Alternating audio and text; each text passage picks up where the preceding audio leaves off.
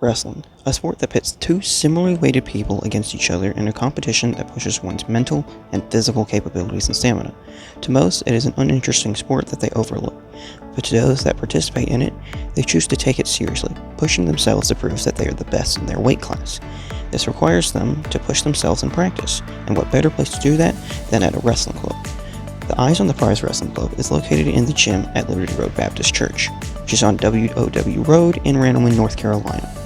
This club has helped many wrestlers practice and improve their skills, from newbies to experienced wrestlers, with ages ranging from elementary school kids to high school seniors and even some college students. Before talking more about the club, it is important we talk about the creator and head coach of the club, Cliff Thompson.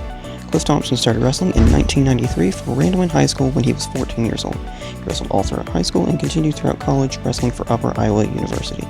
He ended his overall wrestling career with 142 wins and 48 losses. I'm guessing this is one of his losses. Still, even though his career had ended, he still wished to compete and decided to go to MMA. His MMA career ended 4-3, and it's probably best we leave it at that. After competing in MMA for a few years, he decided to start the club in 2015 and named it Eyes on the Prize. I wanted to know more about the club that I went to, so I asked him a couple of questions. First thing I asked him is why he wanted to make the club. He told me that he always knew he wanted to start one, so when he was in a rut doing high school coaching, he stepped away and started the club. He wanted to affect more kids' lives for the better than just a small handful of high school students. He explained to me that he had a hard time growing up and that wrestling was one of the things that kept him from being a bad kid. He said it gave him hope for the future, and though he's starting a wrestling club, he wished to give back to the community, hopefully doing the same for another kid. Hearing this was shocking and intriguing.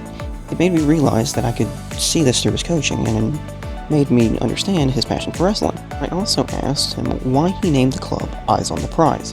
He said he had a list of goals in his room and that it was taped up where he could see it right before walking out of his door. It had him think about what he could be doing more to meet the goals that he had. I finished my questions with Cliff, but I wanted to interview more people, so I decided to ask one of the assistant coaches, John Watson, who just so happens to be my father. I asked him how did he learn about the club. He said that Cliff was persistent about bringing me to the club because he saw something in me. I also asked him why he became an assistant coach. He said he didn't really know, but that he enjoyed helping kids. He said that if someone else was influencing them, it could be in a negative way, so at least this way he knew they were getting some form of positivity.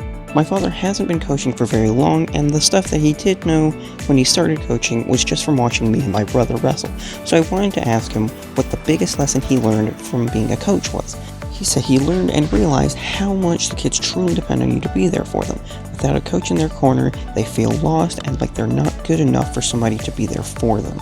Listening to this, I felt proud to see and hear how far he had come along in his coaching, and it made me realize that he was learning just as much as I was. Talking to the coaches, I learned a lot about the club, but I also wanted to hear from some of the wrestlers that attended the club, so I attempted to interview some of them.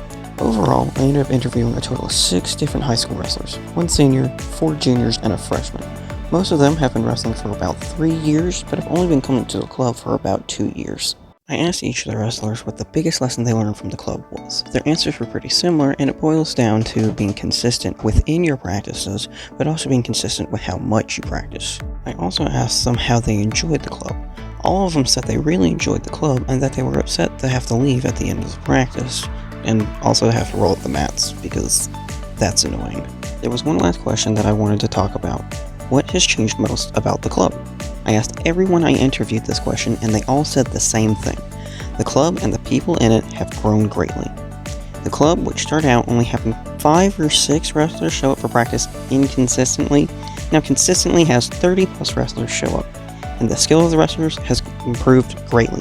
By coming to the club, a lot of them were able to go from only winning 1 or 2 matches at a tournament to winning 4 or 5 matches, and even being able to place in the top 3 in their brackets at tournaments.